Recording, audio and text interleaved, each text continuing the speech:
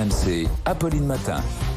Avec Cyprien Pézeril pour le journal du Off, tous les matins sur RMC Story. Bonjour Cyprien. Bonjour Charles, bonjour à tous. Alors cette fois-ci, c'est la bonne. Jean-Luc Mélenchon et son entourage y croient plus que jamais. Oui, on peut même parler de fierté et confidence d'une de ses proches. Une bonne campagne, c'est une ferveur et un programme. Nous, on a les deux. Il y a de la confiance et un constat qui s'appuie sur des sondages plutôt bons, il faut le dire, autour de 10%, bien au-dessus des autres candidats de gauche, des meetings qui font le plein aussi. Le prochain dimanche à Montpellier attend, il y a 5 à 6 000 personnes qui sont attendues. Et le livre-programme se vend plutôt bien en librairie. Alors écoutez, le candidat, il est plutôt serein, il était sur France 2 hier. C'est dans mon tempérament d'être optimiste, de ne jamais me résigner, de toujours penser qu'on peut y arriver. Puis j'ai accepté cette mission pour ça. Et il y a même des aficionados autour du candidat qui pensent qu'il y a un alignement de planètes. Un d'entre eux s'explique. Avec le nombre important de candidats, le seuil de qualification au second tour sera moins élevé qu'il y a 5 ans.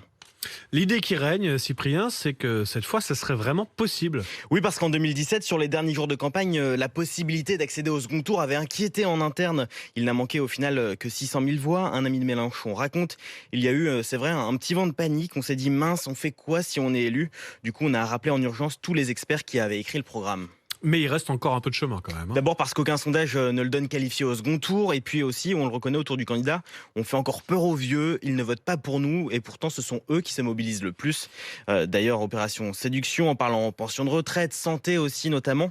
Et l'enjeu est aussi d'aller chercher les abstentionnistes. Enfin, autre difficulté, il y a 5 ans, Mélenchon partait avec les communistes. Cette fois-ci, ils font bande à part, des voix qui pourraient manquer au candidat LFI. D'ailleurs, les Insoumis y croient à fond. Mais à gauche, Jean-Luc Mélenchon n'inquiète plus tant que ça ses concurrents. Oui, on parle de plafond de verre chez un directeur de campagne d'un autre candidat de gauche. Un baron socialiste ajoute, il n'a pas d'autre ambition que d'être champion du petit bain. Le petit bain, comprendre la pataugeoire, être le premier à gauche. En fait, cette même source veut déjà le mettre à la retraite. Il analyse, c'est sa dernière candidature. Jean-Luc Mélenchon ne sera plus dans le jeu dès le soir du 10 avril. Et c'est vrai qu'il l'a reconnu hier à la télé sur France 2, qu'il ne se présenterait pas une 4e fois. Et dans ce petit bain de la gauche, une info RMC avec Fabien Roussel, le candidat communiste, qui va publier un tract consacré spécialement à l'automobile. C'est ça, tract que mon collègue Romain Cluzel s'est procuré, distribué à 2 millions d'exemplaires à partir du week-end prochain.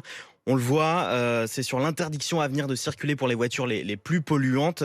Le candidat reprend les codes couleur fluo de son affiche de campagne. Il propose d'augmenter la prime à la conversion à 10 000 €. Objectif, selon le directeur de campagne, continuer à se différencier et parler aux classes populaires. Et puis, autre affiche, autre info RMC, Cyprien, vous nous révélez la nouvelle affiche de soutien à Emmanuel Macron. Oui, on va la regarder ensemble pendant cette chronique. On avait vu l'offensive avec vous. Cette fois-ci, c'est on a très envie de vous.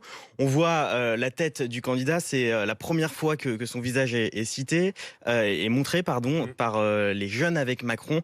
Ça va être placardé à partir de demain dans toute la France, tiré à 25 000 exemplaires. On a très envie de vous. C'est peut-être pour la Saint-Valentin, je sais pas. C'est vrai qu'il y a un côté presque séduction. Oui, un petit côté séduction dans cette affiche des jeunes avec Macron. 8h39 sur RMC Story. Tout de suite, les meilleurs moments d'Apolline Matin.